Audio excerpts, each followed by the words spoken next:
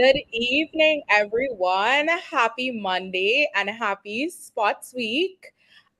We hope you all are doing well, and we are so excited to be joining you live from our couches, our living rooms, our offices, hotel rooms in some cases, to have a discussion. I saw that I already got some messages like, hey, is the live starting? Where is it? And we're here. I am so honored to have a really great panel lineup. And I just want to point out an all female panel as well, lined up to dive into this discussion. And to get started, I just want to talk a little bit about SPOT and SPOT Week. So SPOT, the Student and Professional Organization of Trinidad and Tobago, was founded about over a decade ago by some students who are now professionals. And we really do lead into a mission and a vision to engage the diaspora, to provide professional development, and to really build authentic connections in the communities in which we serve, which we live, in which we work, no matter where you are as a Trinibagoian national. I had someone message me earlier that they were not from Trinidad and Tobago, but they were still interested in studying abroad. And I told them, come on in. Who are, I think we are the best ambassadors to share our experiences.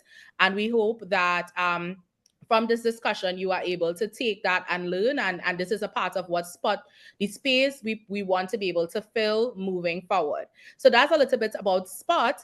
And because most of the times we are heads down doing the work, whether in our programs or our mentorship program, people are often like, what does spot do? When can we talk with you all? When we can engage with you all? And Spot Week is the week that we are very deliberate about creating spaces and events to connect and engage with folks. Kicking off with our online discussion. And if you follow our platform and our pages, there are other events in person that we're also having as well. Locally, or tomorrow, our games night. And then on Thursday, our networking mixer, which is always a hit every year. So I'm glad to have some fellow folks to jump in, to step up for Spot Week and have this discussion with me. And I am going to invite them to tell us a little bit about themselves before we get into the discussion. I want to start with Stephanie, followed by Janae, Kayla, and then Ranta. Kicking it off to you, Stephanie.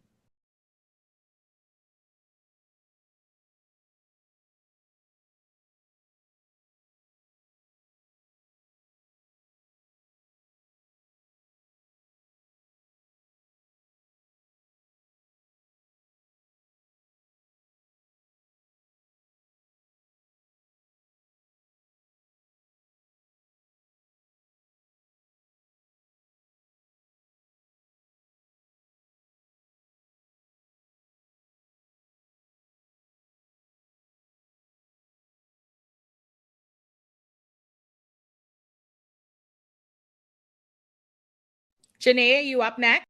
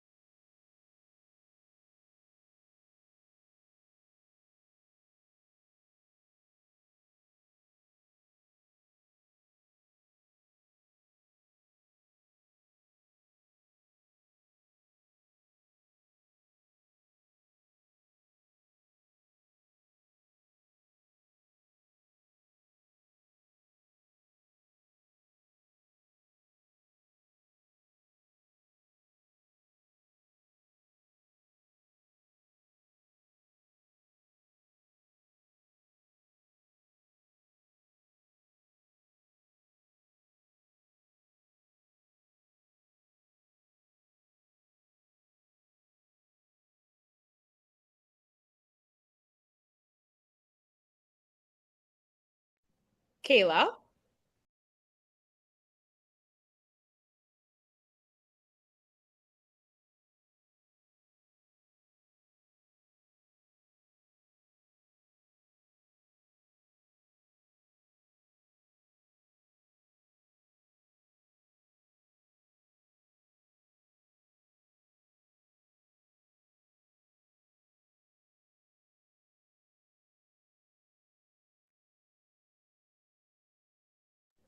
And Ranta, if you can hop off mute, we'd love to hear from you last.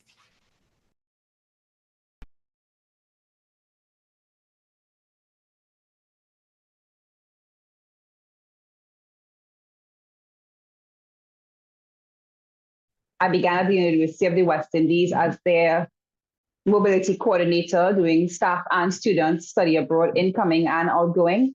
After which I was at Trinity College, Connecticut. I was based in Trinidad doing their in-country program. And I struck out on my own recently. And myself, in collaboration with my colleague, Dr. Sole Senghor, we run the Caribbean Student Support Network, which is an organization that is focused on study abroad, medium, long, and short term within the Caribbean. So we bring students in.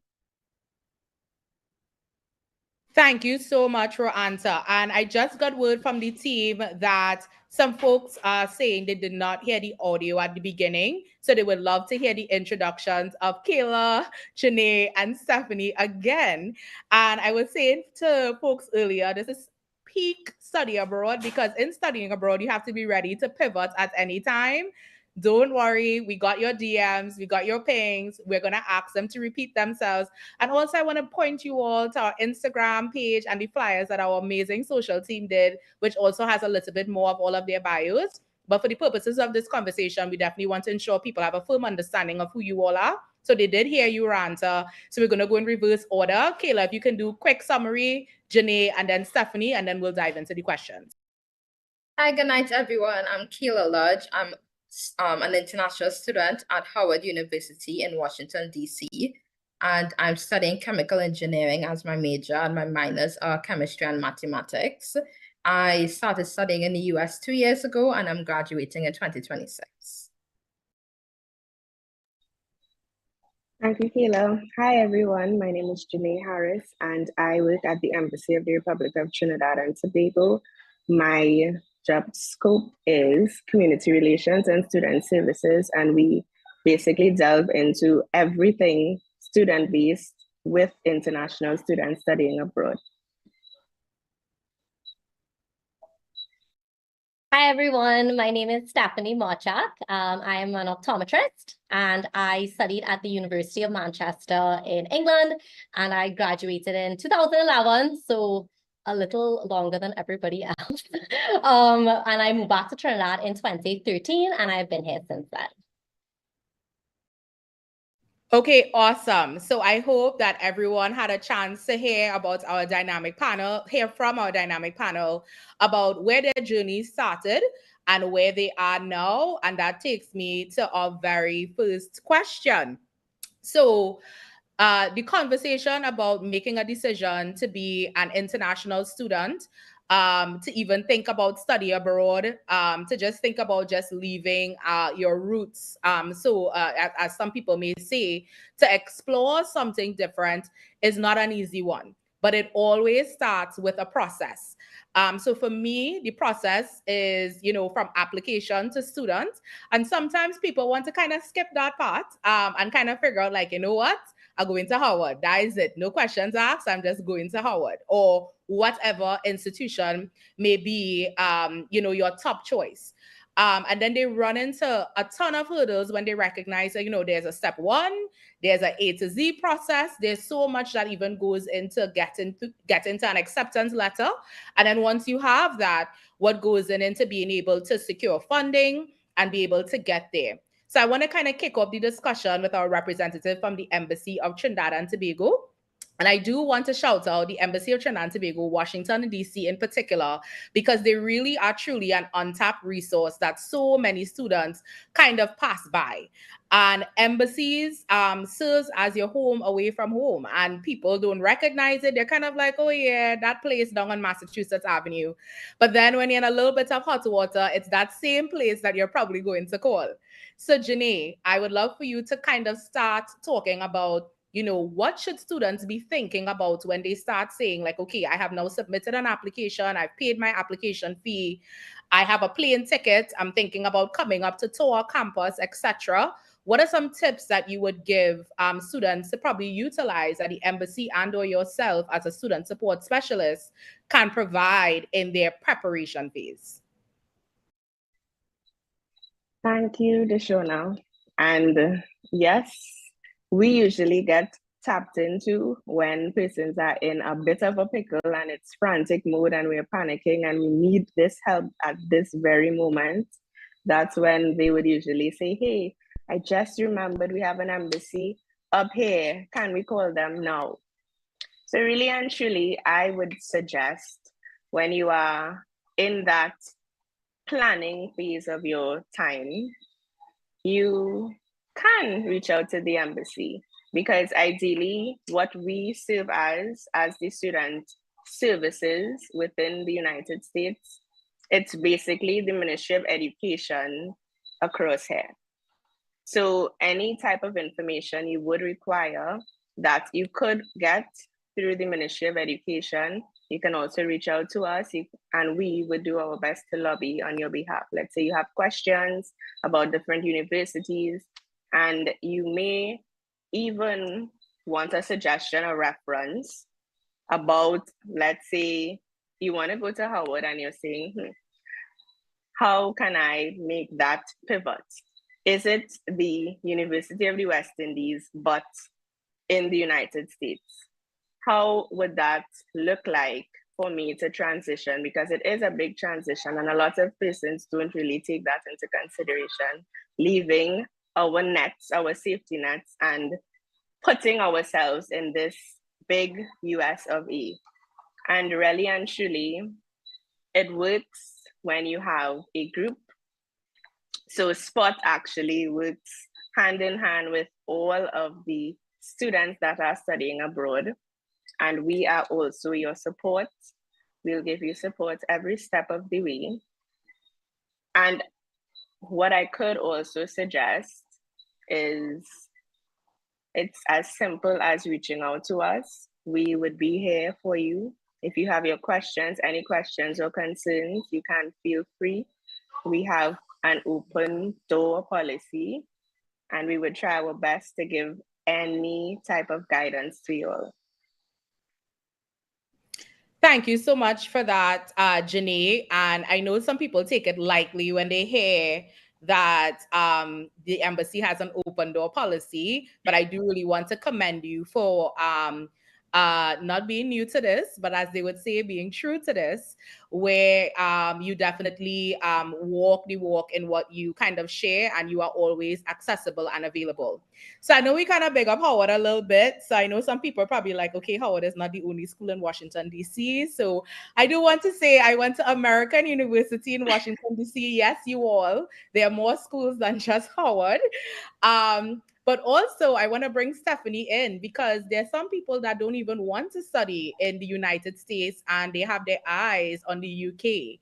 So I want to bring in Stephanie, who is a former student and obviously studied in the UK. What are some tips that you would share that people should be thinking about in their preparation, and when you're saying like, okay, I'm looking at London, I'm looking at different cities, I'm just like exploring something beyond that is typically talked about? What was the process like for you, and some tips that you would share? Thanks, Ashona. So my process was actually a little different, because I actually did not plan to go to the UK. So I wanted to study optometry, and I wanted to go to Canada.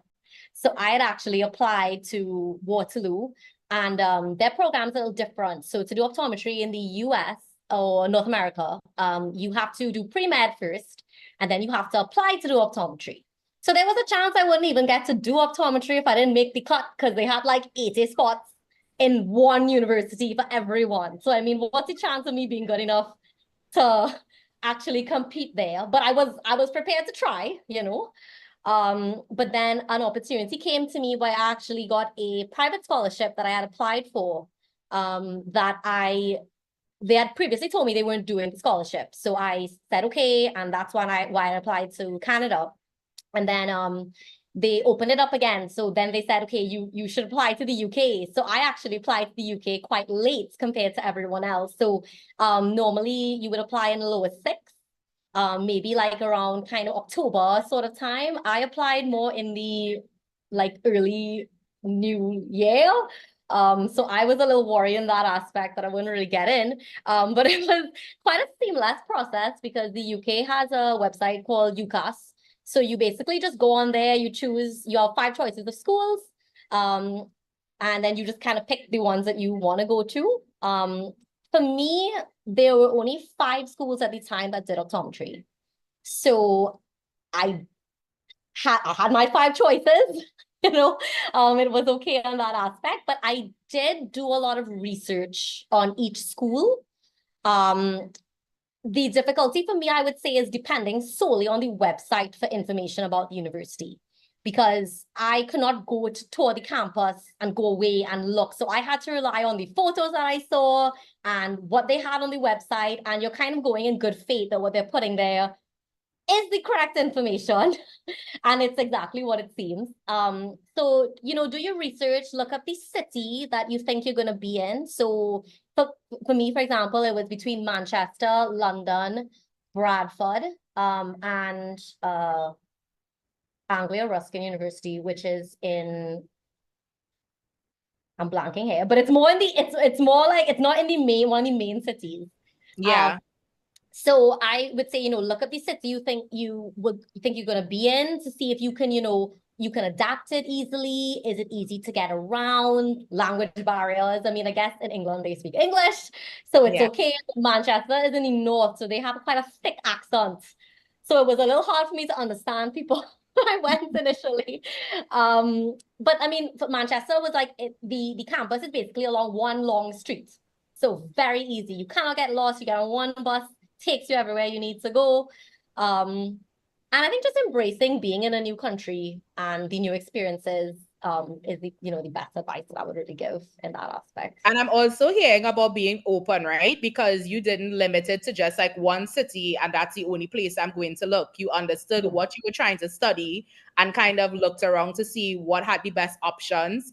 Correct. Even in, these spaces of like only 80 spots left, how I'm going to take a spot and not just dropping the word spots a couple of times. But, either way, just showing like, the trajectory of like kind of navigating that is not like a one-stop shop sometimes. And that was really similar for me, even with American, right? It wasn't my first choice, but it ended up being the best choice and best fit. Yes. I'm going to pivot to your answer. Staying on the same kind of train around folks that may, similar to like, Kayla presently at Howard University, Janae offering a multitude of students advice as they're coming in and looking across the United States, myself having that experience. There are folks that want to have or just did not get the letter of acceptance or did not get the funding or felt like, this is probably not the best way to go to even explore studying the UK and the US, and have explored alternative options of study abroad packages that look different but are still super impactful.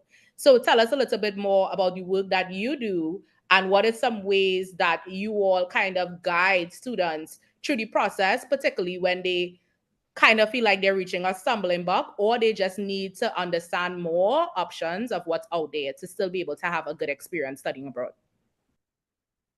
Thanks, Shauna. So one of the things that happens quite often is that students can't afford to do a full 3 years or full 4-year experience at another university.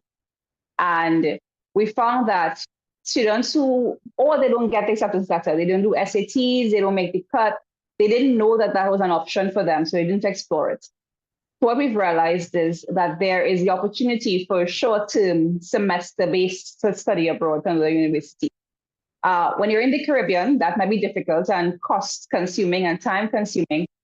One of the first things you have to do is be enrolled in a university within your home country. So you need to be enrolled in a university in Trinidad and Tobago, or if you're going to a UE, either in Mona or KPhil. And then you have several options open to you. For example, you have the idea of doing a student exchange, which is an experience that connects you to schools which your home college, home university, have partnerships with. So most universities have MOUs, memorandums of understanding, with universities in other countries, and those become accessible to you. And those options are a bit more cost effective because very often tuition is waived.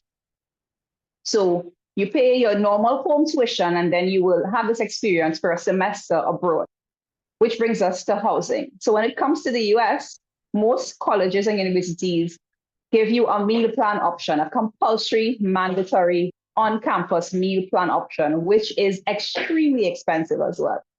So we ask students to explore the option of different colleges. I know the University of the Western Asia, my former experience there, has partnerships across the UK, in Germany, but there's also something called the Canada CARICOM Scholarship, which is open to students who are interested in studying from the CARICOM nations who like to go to schools in Canada. And that scholarship provides provides funding for housing and for subsistence. So we advise students to explore those options. As long as your school has a partnership with a university in Canada, the Canada CARICOM Scholarship is open to you, and it runs from undergraduate study to postgraduate study. You get attached to a supervisor if you're a postgrad student. And if you're an undergrad student, you get to run your gamut of courses at another university in Canada. So those are some of the options that are open to you. And they're very, very helpful, particularly if you'd like to have an exploratory experience, but don't want to spend your full tertiary education in another country.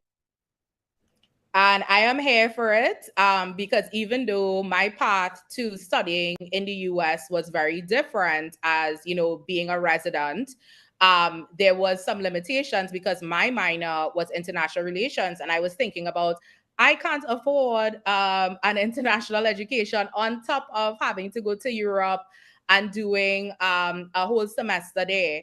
And they started providing very similar programs. So what you mentioned, Roanta, and that significantly changed my experience. I remember feeling in foreign policy classes kind of like the one that couldn't relate because so many of my other fellow students next to me was like, oh yeah, I'm off to some in Spain, and oh yeah, I'm like going to France, and I'm there for the year, and you know, all fancy smanchy, and I'm there just there like, all right, well I'm gonna see what internships I get locally to be able to make it work. But that option was such a significant change and alteration to my trajectory with an international relations minor, because in one semester I was able to hit 7 different places in Europe and still kind of check the boxes of the key things that I needed to be able to take back and then kind of write my final paper, etc., etc. So I want to talk about some of the cultural shocks, right? Because we do some of the preparation, and you all gave great tips of preparation about things to look for, things to be prepared for, resources you can tap into at the embassy. So I want to go to our current student, who is a bison and at Howard University. And I know that Howard, you know, I tell people this, and I'll never forget when I heard it the first time, when my mother shared the news with her friends that, you know, the schools I got into, they all just kept like having a blank face, and they were like, so she getting to Howard? Like, they were like, it don't matter if it wasn't going to Howard. And a gentleman at the time said, you know, Howard is almost like the Harvard of the Caribbean. And when he said that, I was like, it makes so much sense because so many of our leaders have gone there and studied there. And you would find that even when you are students at other universities in DC, Khadija, our vice president, Akila, who was our PRO officer, you know, I met them on Howard's campus, and it was like a safe haven for a lot of the Caribbean students in the DMV. So that being said, in spite of it being a safe haven and, you know, it being known for really kind of, you know, like a watering hole for Caribbean students, and you're supposed to feel like at home and all of this, I'm sure there was probably some shocks with transitioning in general as an international student, even at Howard. So I would love to hear your experience about cultural shocks, things that you wouldn't prepare for, and advice that you would share with students who are getting ready to take the same journey as you, probably in the fall. Thank you, Deshauna. And yes, I 100% agree with you when you said that Howard does have a lot of Caribbean students, and it is kind of like a home away from home in that aspect. But yeah, coming to the US, I did have a lot of shocks. I think the thing that I got most shocked about was manners. Like, no one here really says good morning or how are you or open the door behind you or leave the door open for you, or simple things like that, like that we're accustomed to back home. Like, that cultural kind of community and awareness and just looking out for each other, it's very different up here. And so I kind of just had to get accustomed to that. And then I guess the main ones people normally say the food. You definitely grow to appreciate food back home. Like you miss it so much. And like I would call my mom and be like, yeah, I just want doubles. Like I just want doubles. And you kind of just you learn from that, you learn to grow because I learned how to cook. Because how am I getting food from home? I have to cook it. So especially on a student budget, it ain't yeah, nobody every day. yeah, exactly. And like food from the Caribbean is considered exotic almost. So it's much more expensive here. Price for doubles is insane here. But It's kind of hit or miss on the doubles, eh? So she's saying you price for exactly, the doubles and you're not sure you're going to get a good double. exactly. That's the other thing. But yeah, so just like the food, just autopsy. But also I think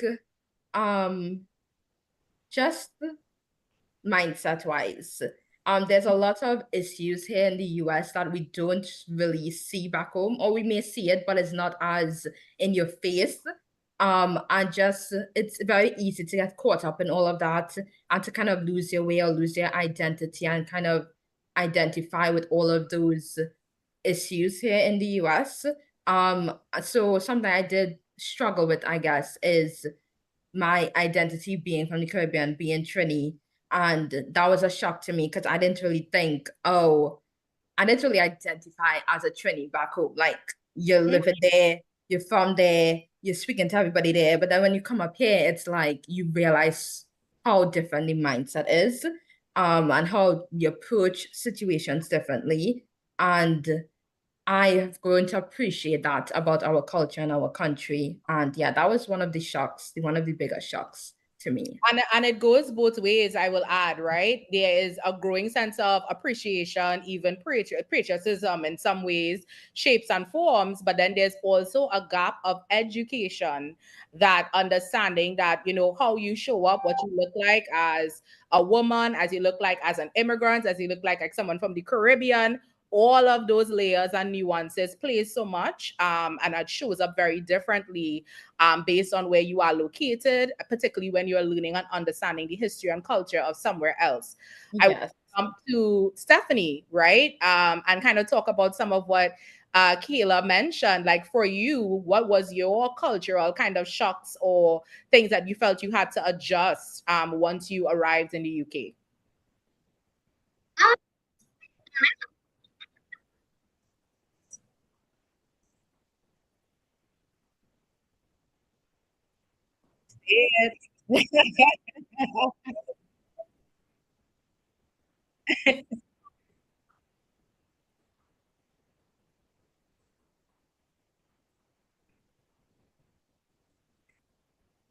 Yeah.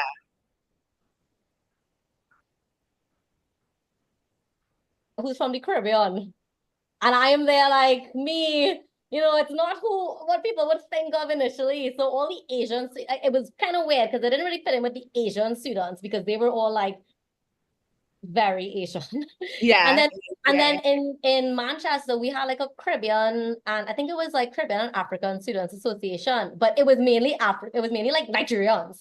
Mm-hmm. So I did go to a meeting, but it was not somewhere I gelled per se. I actually found a really good core group with the international students because I don't know if all the universities are like this, but in Manchester, they allow the international students to come up before. So in England, they have something called Freshers Week, where all the first year students come and they have a lot of like events and stuff for you to go through and meet everybody and stuff like that. But they do the international students first. So you get to come up and acclimatize before everybody else comes in. So that was kind of nice because I made a lot of my core friends there actually, because you're all in the same boat. You're all from a different country. You're all in the same thing where you are confused by the food. I mean, people complain about the food in England. I didn't mind it. But, my friends who were from India, for example, were struggling because they were like, this is so bland, this is the worst. Yeah, that was, I mean, for me, actually, after I worked in the UK for a year after I graduated. about 2 years after I graduated. And I think the biggest shock for me was not having all the holidays. I was like, so you all have to just work? Like, what do you mean? Like, I How don't privileged Trinidadians are. The holidays I are know. I was like, I friends. think They there's don't one say holiday. There's happy one holiday in birthday. August, and I think Yeah. one holiday in is either March or May. And I just remember thinking, like, so you also had to go to class when it snowed? Like, you don't get a day off? Nope. Nope. Sis, gotta be in class. They Bright expect and you to early. show up. I was like waiting for an email, like, sorry, class is canceled. There was a drizzle. You know, I'm like, that's not true, lad. That's bad.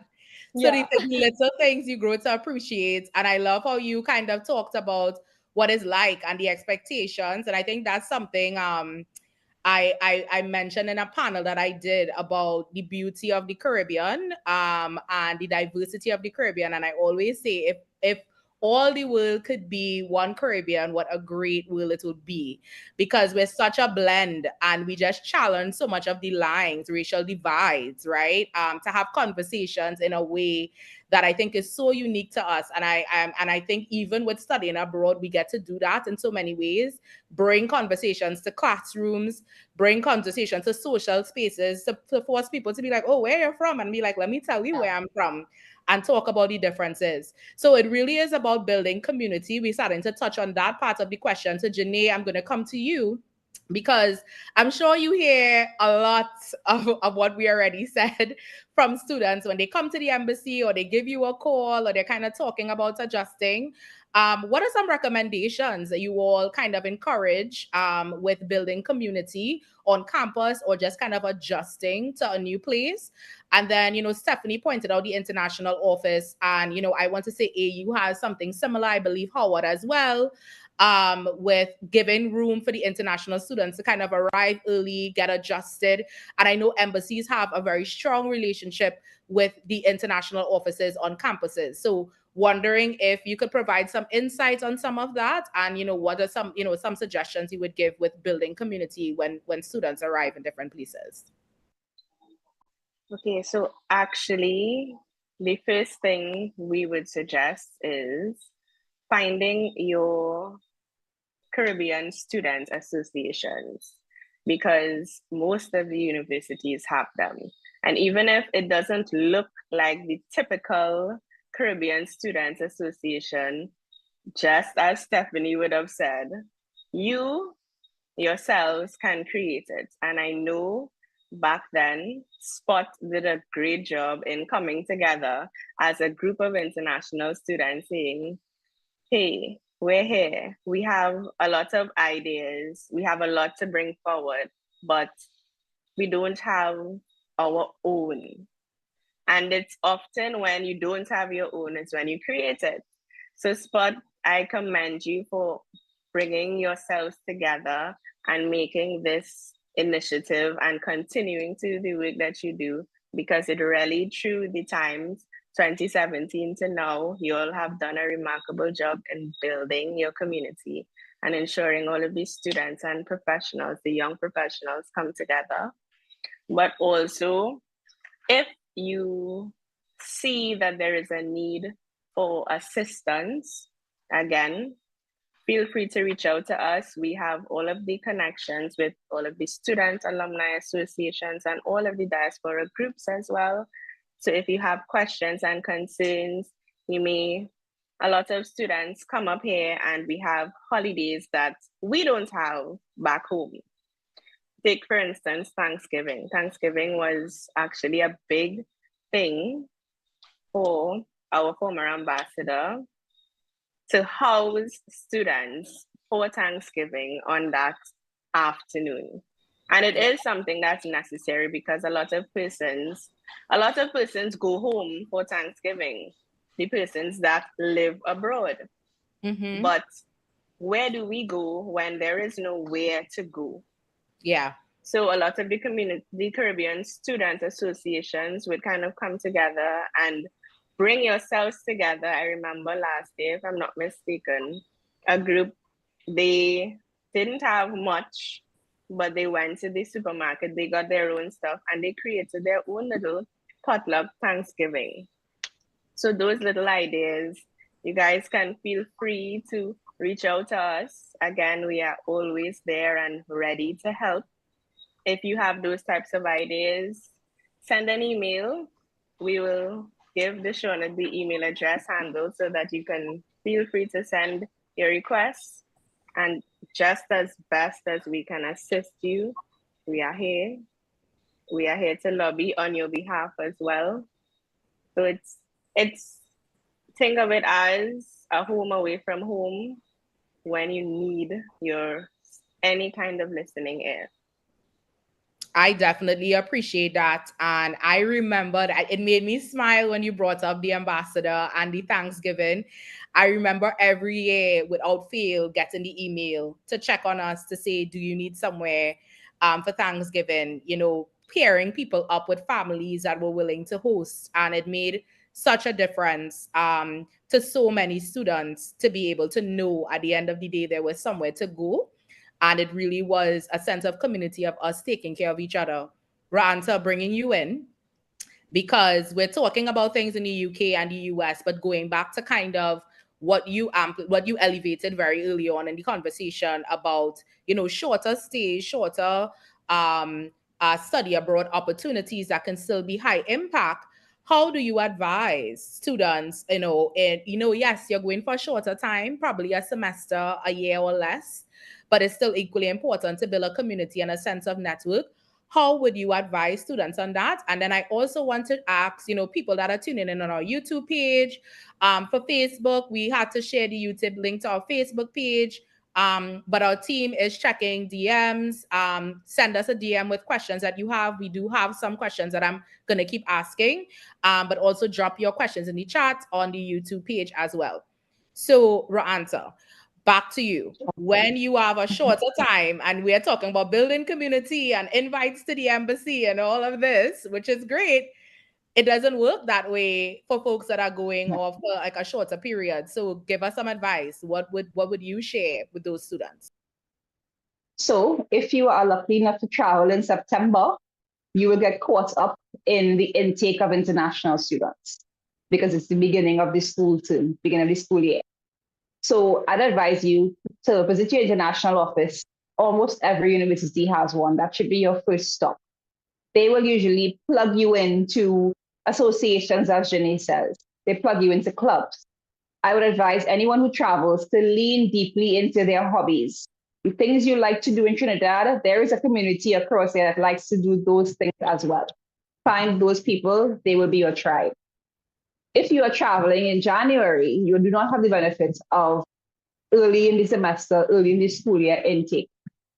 This means you have to be a lot more aggressive when it comes to making connections. Go to the international office, do the same thing, check in on them, but also look for a campus job. A campus job helps a lot. It helps you meet people.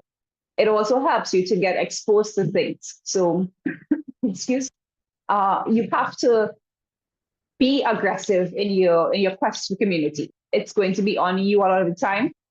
Try to be very, very open to all experiences, even the allegedly unpleasant ones. So for me, I advise my students to have a try everything once rule, because you're not sure if you don't like it unless you've tried it. So I tell people to be sure you don't like something. Like, okay, you don't like it, be absolutely sure you don't like it. So that's my core advice. Be as personable as possible, as open as possible, and just whatever comes your way. You meet somebody in cafeteria and they order the same thing as you. Be that over friendly person, because that's the way you make connections in a very short space of time. You don't have the distance to go at the benefit of time that somebody who's doing a full year tertiary experience does. So that's my biggest bit of advice: adventure, openness, and just friendly, aggressively friendly.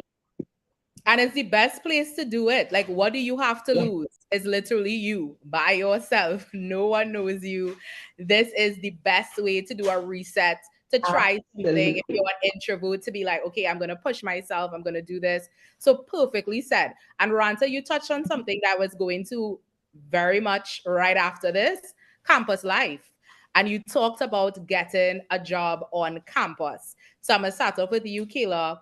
for campus life, a lot of people are probably like, okay, fine, you applied, you got there, you went to your international student office.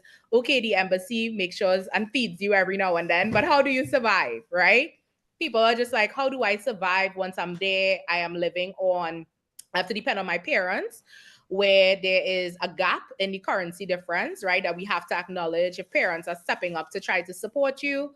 And then you try to kind of figure out supporting yourself along the way. So Stephanie talked about kind of, working 2 years after staying back, working, getting that experience, getting employment. But I want to start from like student perspective to like when you actually get to like probably completing your degree and kind of staying on to open up, your experience. How do you survive? And I will start with Kayla. Do you get a campus job? Are you thinking of getting a campus job? What are some other recommendations on budgeting on a budget as a student, right? You don't have them coins yet. So how do you make it? How do you survive? So we'll start with Kayla. Then I'll hop over to you, Stephanie. And then Ron, I definitely would like for you to chime in here. And then Janae to close us on the campus live questions. And I'm sure people ask you as well, and what advice you give folks to navigate that.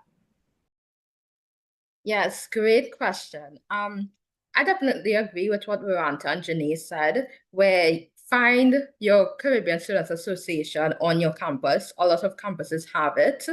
That was a big part for me on how I've been surviving. Because just meeting everyone else from the Caribbean, you identify with everyone there. You're going through the same things and you really look out for each other. At the end of the day, no one is going to have your back as much as a Trini on your campus is going to have your back.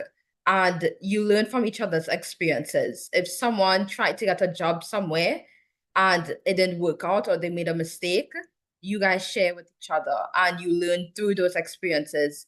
And also having that connection with your Caribbean Students Association on your campus allows you to also have a connection back home that way and identify with stuff back home and just be yourself around, because the culture here is so different and you are not going to find people that really understand you as much as they would. And in terms of working on campus, I think that's a little tricky in the US, because some schools, international students are allowed to work on your specific campus, and for some schools, you aren't allowed to work on your specific campus. And there's something called federal work permit, or even like federal work study. Anything with the word federal does not apply to international students. So if on your campus in the US, that's the only way you could work on that campus, is through a federal work study or federal work permit. Unfortunately, you will not be able to work on that campus. That being said, you could find jobs outside of your campus or nearby to your campus. I know a lot of Caribbean students tend to get jobs at stores like a shoe store or a food store close by campus or campus affiliated places, but not on your campus. Specifically for Howard, international students used to be able to work on campus at a point in time, but right now we are not allowed to work on campus. We are actively working to get that back. But it's a little iffy period where right now we're not allowed to work on campus.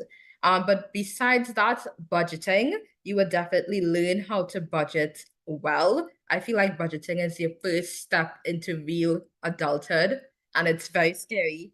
And it's definitely like a learning in progress kind of thing. But budget will be your friend. And like I said, having that support from your Caribbean Students Association and your Caribbean friends, you guys will eventually learn in your location what stores is the best to get like meat at, or what stores you get the best bargain for your money at, and thrifting. Don't be afraid to thrift for clothes, for shoes. I feel you get really, really good stuff and it's much cheaper. And don't go for, I would say, big name brands. That was never a problem for me. I'm not really a big name brand person. I just like stuff that looks good. So I feel like you definitely have to prioritize, and you would see like your American friends or American students having certain things, but you need to have that tough conversation with yourself and be like, hey, what is the reason I'm here for? I'm here to study. I'm here to get to prepare a life that I want for myself. And sometimes that needs a little struggle. That means a little sacrifice right now for your better life in the future. And so making those tough decisions and hard moments, I'd be like, hey, just because I'm feeling for something in this moment doesn't mean I need to treat myself in this moment. Like, and that is tough. Like, I that saw is something that tough. said that someone said, don't soft life yourself into debt, and truer words cannot be spoken, because every 2 seconds you'll probably be like, okay, soft life, Yeah. I deserve this. And actually you cannot afford it. So Yeah, you cannot. good point, Kayla. Stephanie, what about you? Campus life, working on campus. Was that a thing for you? Budgeting. How did you manage? How did you survive? Well, my situation was a little different. I do not have experience with having to look for a job on campus because the scholarship that I got actually paid for 50% of everything. Nice. So I was very fortunate in that it paid 50% of like tuition, miscellaneous, travel, accommodation, everything. One of the conditions of my scholarship was actually that I could not work because they want you to focus. They're investing in you. So they want you have to 100% be on your studies. So I actually wasn't allowed to work, but I did take a chance and volunteer with the International Freshers Week in my second year.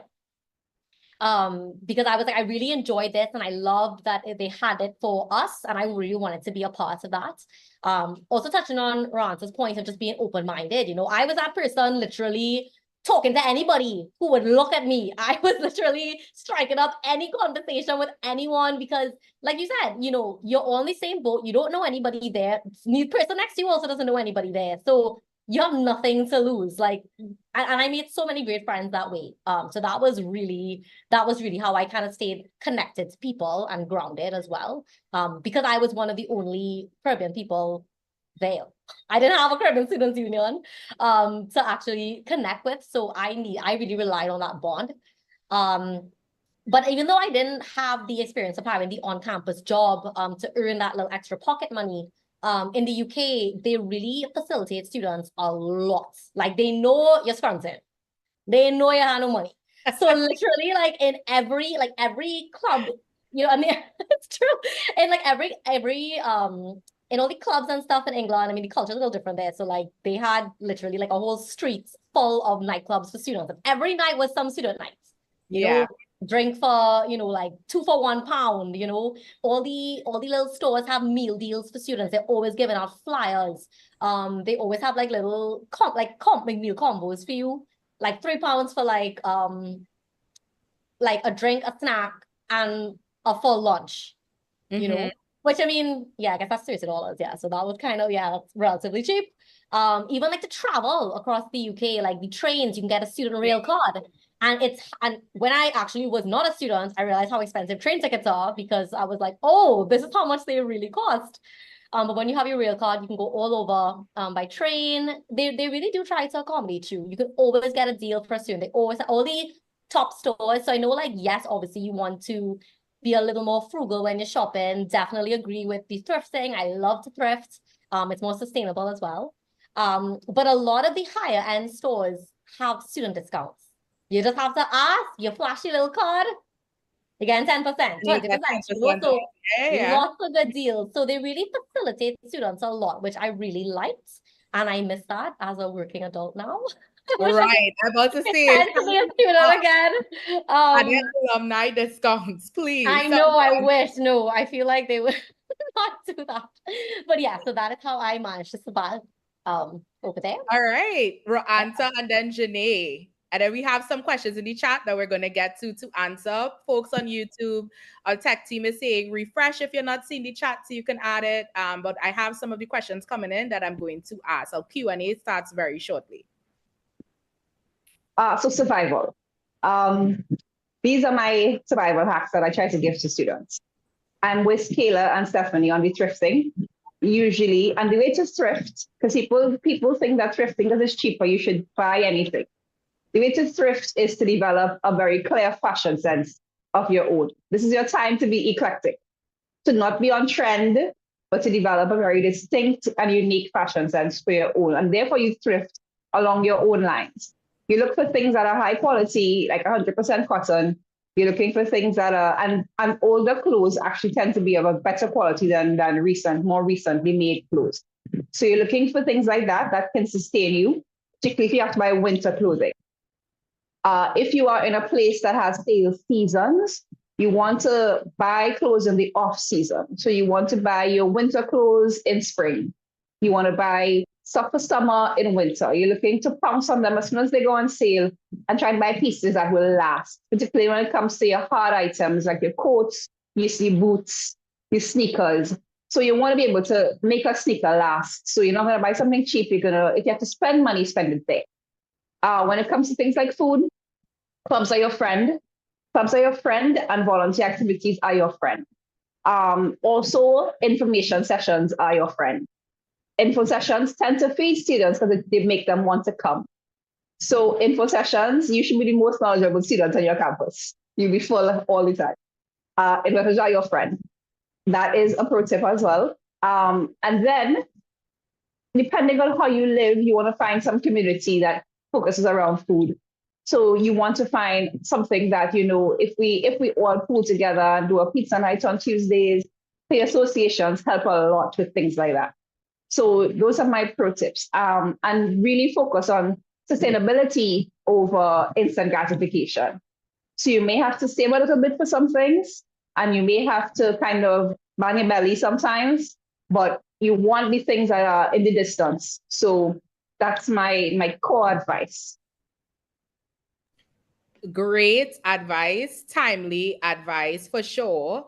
And Janae, bringing it to you, because I'm sure this is something that students come to you with as well. Anything that you didn't hear any of these ladies mention that you want to add to this conversation about just surviving campus life, etc.? So, surviving campus life, I really think Kayla and Stephanie tied it in there with ensuring that you budget well. And it's really okay for you to clamp down for, let's say, 2 to 4 years, because you have a focus and you have that clear aim. You go for that. You are not trying to deviate. You are not trying to remain with the certain hype or the trends that you're seeing. You are focusing on what you have set out to do, because you made that decision to hop on that plane. So you're going to buckle down and ensure that you do what you have to do. Stephanie said she was a scholarship holder. There are a lot of persons that would have applied for scholarships, may it be part or open scholarships, and they would have stuff that the ministry would pay for. So some persons may not have a fully paid scholarship, meaning they need to fend for themselves apart from just getting their tuition paid. How do you navigate that? There are a lot of persons, again, that would partner with the associations. There are a lot of international students that are able to work in places that allow international students to work. And when that is not the case, we are here to try again to facilitate you all joining with the Caribbean Student Alumni Associations as well, because a lot of the associations also cover short-term scholarships. A lot of the associations have part scholarships for persons that are unable to pay their entire tuition, or they may require an additional amount of funds so that they can continue their studies, and that is also important. What I would also say, there are persons that would have completed their time, their tenure here, and they have job offers. how do you navigate moving in from that J1 visa into that change of status to get your F1 or get your work permit? Really and truly, that is where we come in, because your student visa has a waiver. You must return to your home country for a period of time and give back that time to your country in order for the US, I'm not sure if the UK is the same, to grant that type of leeway for you to work. So we would act as the facilitators to then lobby on your behalf to have your visa status changed in that regard. So where we are actively working, and if you have questions and you have concerns and you think you can, or you have any suggestions, you can always send it to the embassy and we will again lobby on your behalf to ensure that you can work in the United States or anywhere within our remit and be able to also survive in this type of economy that we have, because it is quite hard. It'll be easy, Olia. It'll be easy. And it is the perfect segue at all. And it is the perfect segue into one of the questions we got online. Going back home, transitioning to the next phase of your career. So I'm kind of going to make it a two-part question, because we have Stephanie, who kind of did a bit of both, right? You were able to transition from a student to a working professional in the UK, and ultimately then return to Trinidad and Tobago and have been leading a successful career. And sometimes we hear about studying abroad. We have, the folks, the coalition in one corner of the spectrum saying, this is, this is the brain drain. You're participating in the brain drain. You're leaving and then you all are not coming back. You're trying to stay out there and you don't return. But on this call today, we have people that have returned. So I want to amplify a different perspective in this discussion as well.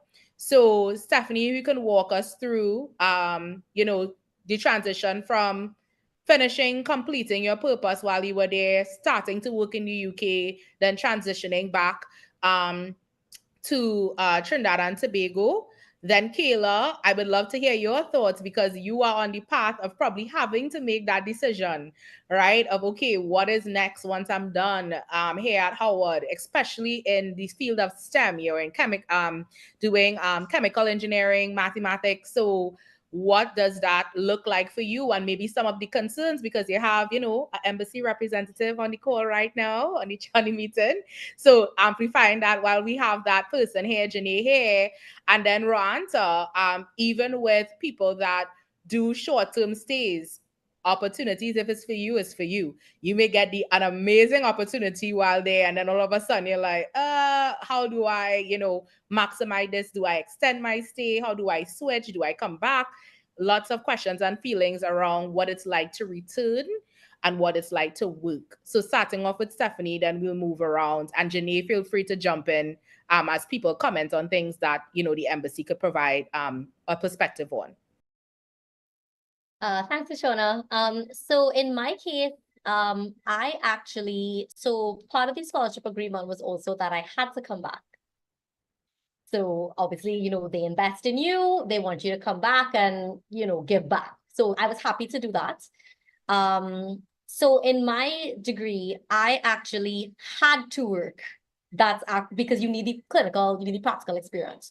So after you get your university degree, you then have to apply to do something called a pre-registration year.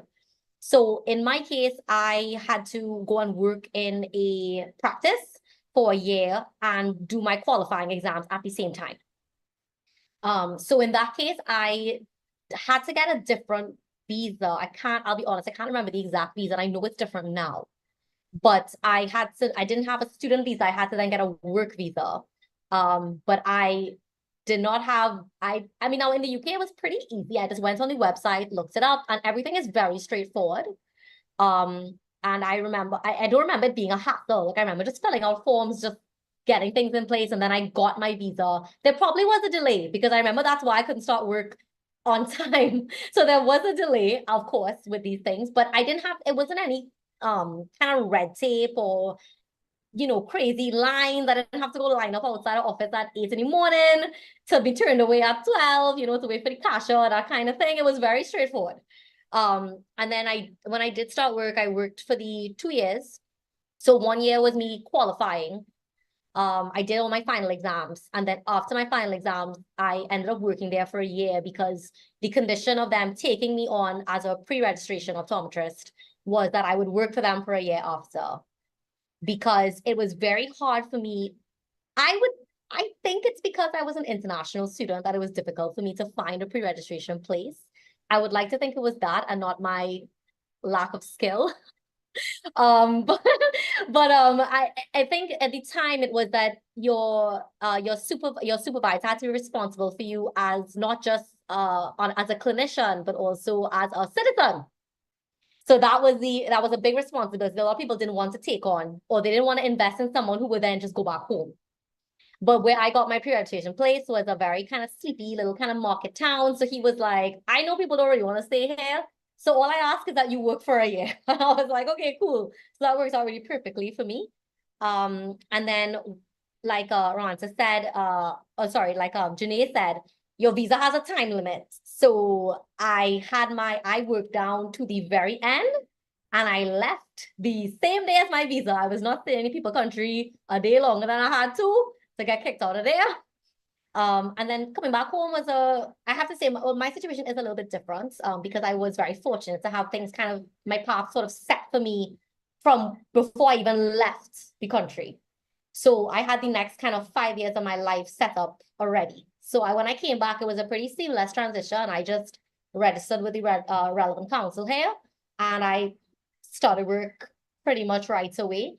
The main difference, it was nice to kind of not have to worry about all those extra things you have to get as an international. Like I didn't have to get a visa to work here. I just came back home and it was just, okay, register with this council and get your papers in order, and that was it. And then working here as well, I thought it was a smooth transition. One of the things I struggled with a little initially was the scope of practice here is a little different. So it would be in the UK, so I couldn't do as much as I was accustomed to doing. But you get used to that, I guess, less work. That's kind of nice. But I do miss a lot of aspects of the field. And then I think, funny enough, it was almost like a culture shock coming back home to work. I was just gonna ask that. So I live in the West and I was stationed in Shogunas. And I had never, I'd been to the East, but I'd never been to Central. What to say? Did you never one time? I had been past the lighthouse. Let's get that out of the way. But I had never been Central, South, that area. So right. I got lost going to Shogunas the first day. When I got there, I still felt like people still treated me like a foreigner. They were like, oh, what part of China are you from? Your English is so good. It was very, I had put up with a lot of things. I still do sometimes, but it's less. So it was a bit of a shock for me. Like I said at the beginning, I am a minority here. I know that, but yeah, it was kind of a shock. I was like, y'all don't know I'm from here? Like, we're not connecting on this level. But no, but I got used to it and it was nice. It was good to work in a different part of Trinidad as well than just staying in Port of Spain. And I have worked in, South, Central, Grande. I've worked all over the country and it's nice to see the different demographics because you think it's all the same. We're all Trinidad, we're all the same. But no, there is a difference across the board and it's nice to see that difference and appreciate it. And I feel like for them, even though for them it's kind of like, oh, where are you from? It's also nice for them to see you showing up and kind of being like, wow, that's cool. And you're treating me today. And I'm sure you have lots of stories as well that you could share. I do, yes. That'll be another panel discussion. That's like a whole other panel discussion. Another discussion. I feel like there are things that we still have to discuss more coming out of this. Kayla, you're in the middle of making a transition. Thoughts? Yes. Well, for me, I've always wanted to study abroad ever since I was little. Like, That was always the plan for me. My parents knew that, I knew that, like my family, everybody knew that. But I didn't think it would be so hard to decide if to go back home or if to stay up here or if to go somewhere completely different after school. I'm honestly in between everything right now. I don't want to stay here. I don't want to go back home really because I've always wanted to explore the world. And I feel like once I go back home, I will get comfortable and I will stay home. And I won't give myself that opportunity to go and explore the world and grow personally and professionally in that way. So that's why I don't want to go back home right after school. And I don't want to stay here for the same reasons also, but also I don't think the US is my place for me here. But I think, I guess one of the stuff I do struggle with is you do see the differences here in terms of you're an international person versus a national, and that whole transitioning from student visa to work visa, it's very much like nobody really speaks about it. Even like the students I do know that's currently going through the process, all they really say is that it's hard and that it's a lot of work and a lot of things, but no one really tells you before, like, hey, this is the steps and everything you have to do, which I could probably ask Janine later of all of the stuff that is involved in it. But then the next thing too that I'm kind of like it's weighing on me is I'm currently being paid in US dollars. And my brain is in US dollars because I'm here like 9 months out of the year. Well, this year I'm here 10 months out of the year. And I don't know, honestly. I'm speaking frankly, I don't know if I could go back home and get paid in TT dollars and transition that way. Because Kayla, girl. I'm looking at everybody else's face like, you know what, Trinidad and Tobago currency is in TT dollars. yes, exactly. But I don't know, I feel like I love back home. And my dream is to get a job with like an international company, travel to their sites, but I also want a company that has a location back home so I could go work with that company back home and stay at home and work. I don't know if that really makes sense or if I'm explaining it properly, but I don't know. You've gotten accustomed to a certain type of life and a certain type of salary, and now you're like, oh, am I ready to give it up too soon? So I'm put a pin on this right here. Thanks for your honesty and thanks for your transparency. And there's the whole point of us having this discussion. This is the reality of studying abroad, right? There are really big, major decisions you have to make. There are discussions that you often just have in your group chats, and we're saying take it out of the group chat, ask the things. Don't just say it's really hard, the process is long, but kind of talk about, you know, what is hard about the process. Why does it take so long? What are some key things that you have to do to decide, including financial decisions of to leave some money on the table in order to go back home? Stephanie may have comments on that, but Janae, just want to have you jump in here to Kayla's point about feeling as though the conversation about securing a work permit or that transition isn't at the forefront. Is there, I know you say call the embassy, but is there some other things or resources online that people should be looking at, or could we take away or share to have people have a better sense to understand the process? So ideally, having that work permit or that change of status, it's something that is done wholly and solely with the US CIS within the United States or the US Department of State. Ideally, we simply act as that body that gives permission for those people that are really trying to make that decision of staying within the United States rather than going home or returning so soon. Because again, Once you submit that request, the Ministry of Education would then look at your resumes and look at what you would have done within your tenure.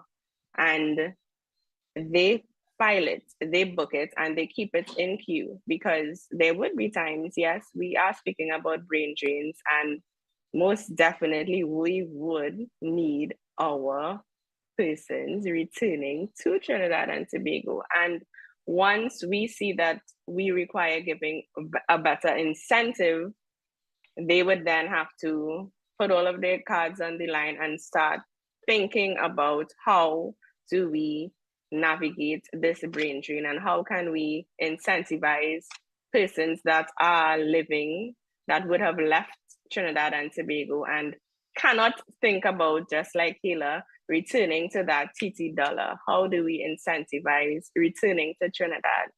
And those are important questions that, again, we take to the drawing board to see how better we can navigate that process for you all as well.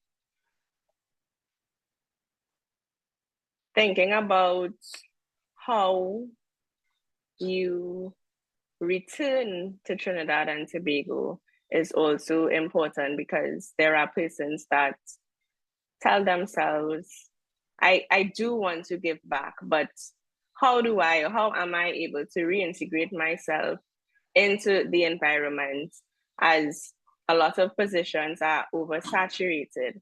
How do we make that transition and return into this place where we see that there are limited job opportunities? Again, these are questions that we have, and we don't know where to put them. We have the questions in queue, but they just remain there in queue. They just remain in the group chats. Yeah. And we can't bring them out. Bring them out. It's important, because once we have that question, we are forced to make a decision. So and I feel free. Go ahead. Again, feel free to make the decisions, to have the questions. It's okay. The most you can get is a yes or no, or we are working on it.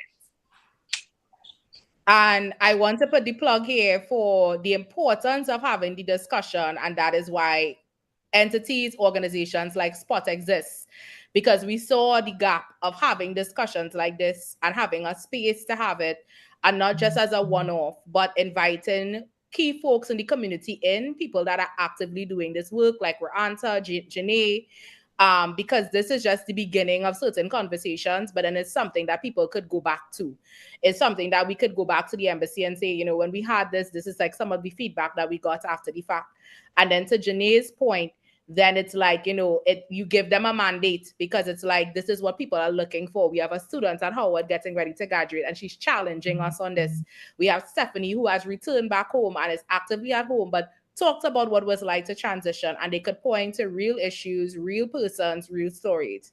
Ra'anta, you, and then we're going to go in for the close, because we are on time. As much as I love chatting with you and I love this discussion, we are coming up on time. So Ra'anta, your comments about the transition back before we go in for closing remarks.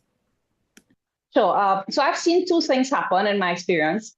I've seen students who come to Trinidad and study abroad, come for short terms, and have come back and lived. I have students who are living here right now. And I've also seen students who have gone for short-term study abroad to the US or to other universities internationally, and who have decided to complete their education there. So it's happened a couple of times that the students will leave, they will do a semester abroad, and they will decide, you know what, this is the place for me educationally and personally. And there is an opportunity at some schools to transfer. But know that the cost profile becomes different now, because you are not just transferring in. If you had a limited scholarship, then that means you have to come back and then return.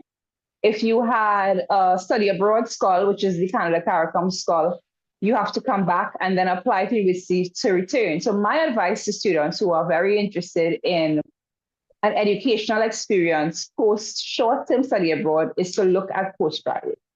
So you should begin laying the foundation for your postgraduate study in that time, in that 3 months, 4 months in which you're in study abroad.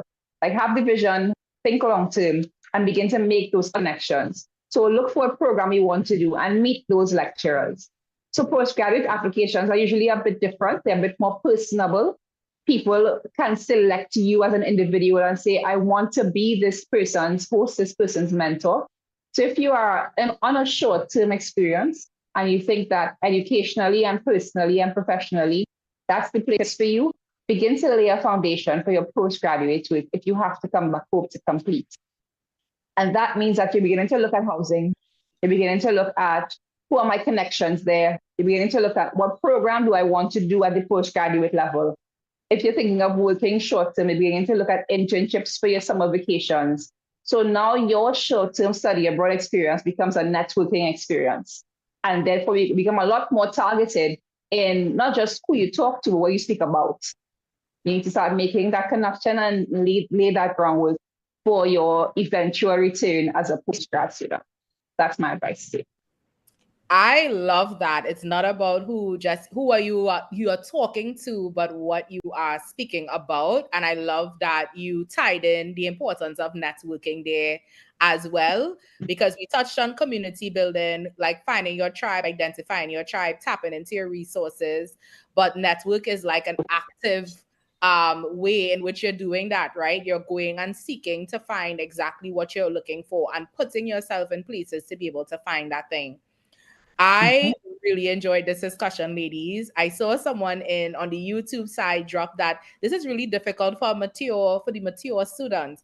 And I want to challenge you and say all of the advice we offered tonight, I think applies across the board, no matter where you are in age, when you decide to study abroad. I know folks that started their journey going after PhD, right? It's like they already have their families and they're taking a leap to do something.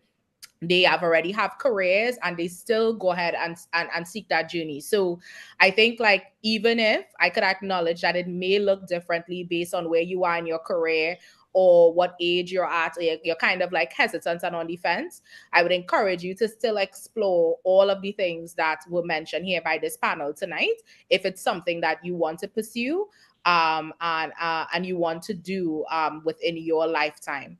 So before I wrap up and give closing comments from a spot perspective, I want to start with Stephanie, then Janae, then Kayla, and Roanta. What are some closing things that you want to say? If it's one thing you feel like you didn't get to say tonight and you want to offer for the persons that are watching now, or for those that will be looking at this later on, because quick plug, we tend to have a lot of engagement post panel when people are on the spot page and they're looking for things and they want to play something back.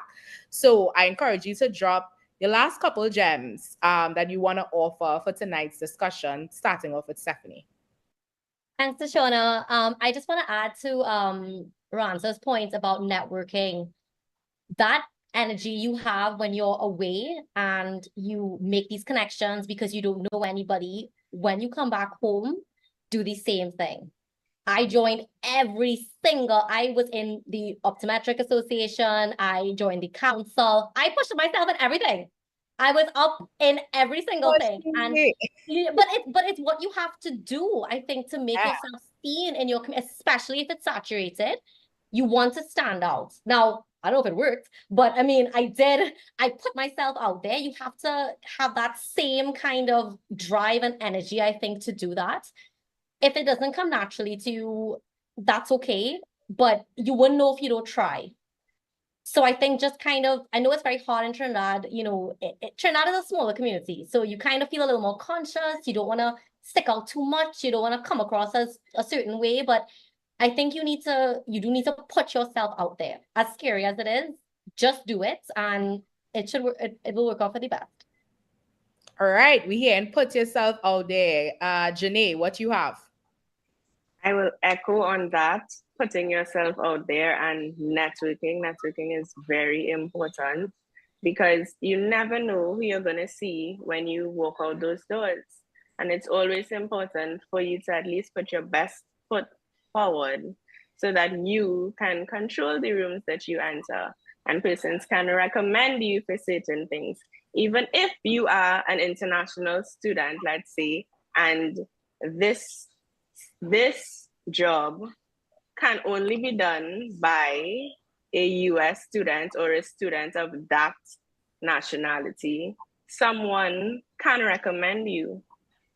So it's always important for you to control your rooms wherever you go, because yes, we are Trinis and we are pushy. We like salt, we're in everything. You can go in any corner of the world and you're gonna find a Trinidadian. Yes. We are our own little niche groups everywhere that we go. And it's important that we make our mark wherever we go, even if we are unable to return to Trinidad to give that type of warmth and to bring forward what we would have learned in another country. You make that mark and you ensure that you run that flag, high, that red, white, and black wherever you go. Mm-hmm. That is equally important. What I would give also is our email address. I would give it, and Shona can feel free to put it in the chat as well. So it's EMB, E as in egg, M as in Mary, B as in boy, DC as in Washington, DC, services at foreign.gov.tt. Now, where we may not have full programs for international students that are studying abroad, we do, and we are actively working on having volunteer programs. Kayla would have actually joined us a couple months ago for Passport DC, and she can share on her experience with that. But we are trying our best to ensure that you all feel at home, even if you are not at home, because it's also important that you maintain that sense of identity and your culture remains unaltered in every way, form, and fashion. It's important that we remember who we are and what you have came out here to do and achieve, and just continue pushing forward. Perfectly said. And even our culture, I'll add a plug, opens doors, right? The fact that you are showing up in rooms, and I'm hearing, like Jenny say, take up all the space, take up space. So you have Stephanie saying, show up as your best self. But then Jenny, like, okay, I want to one up you and take up space as your full self, bring in your culture, all of who you are. You never know who you're going to meet and who could advocate for you. Your culture will also help to open some doors. Kayla, what do you want to add to our pot of gems that we want to leave people with? I would say, I feel like we spoke about like the challenges and how to survive, but I would like to talk about like, I don't regret coming to the US one bit to study. It's challenging and you do have to figure out how to survive. But at the same time, I've grown in a way that I would have never grown back home because I took this big risk and stepped into a new place, a new culture, and was able to really figure out who I am through that, figure out who I want to be. And like they said, you're in a new place. Nobody knows you here. Be yourself. Be yourself so boldly that be so unapologetically yourself. And I feel like it's so freeing in a way to be yourself and to just walk into a room and be like, hey, I'm Kayla. I'm from Trinidad and Tobago. This is who I am. And that to me was 100% the best thing about me coming here. Like, I have been able to identify with being a Trini, identify with being a woman, identify with being Kayla. And it's been so, so great. And so, in addition to what Stephanie and Janice said, grow. Like, no matter what you do in life, grow. Everything is a learning lesson. Everything you strive to learn something from and gain something from. And you could grow in the best ways possible if you just give yourself a chance. At the end of the day, you will be like your biggest supporter. You could always be your worst hater, but choose which one you want to be. Like, lift yourself up, be yourself, and have no regrets in life. Thank you, Kayla. So she said we are not just talking about surviving here on this chat. We're talking about thriving and being unapologetic about that. And I am here for it, Roanta. So I want to leave something for the older people who think they've missed the opportunity. There's something called a study tour, which is like a micro study abroad. It's usually 8 to 10 days, and you can usually find them attached to a university. So the University of the West Indies has done them in the past. My company also does short terms to Costa Rica and to Jamaica. So you're free to reach out to me if my details are apparent.